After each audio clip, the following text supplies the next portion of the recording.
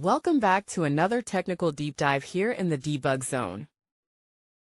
Today we're tackling a big question and breaking it down with insights from other users. Hopefully this clears up some misconceptions and helps you get the answer you need. So buckle up, stay a little curious, and let's jump right in.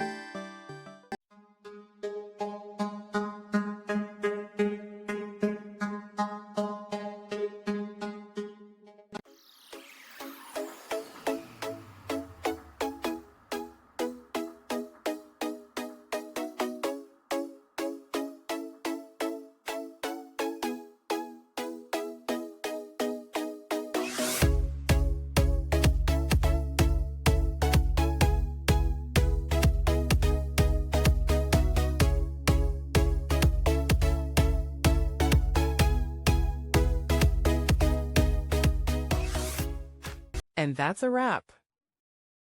I hope you found the answer you were looking for. If you did, take a second to hit that subscribe button. It really helps out. And let me know in the comments which solution worked best for you.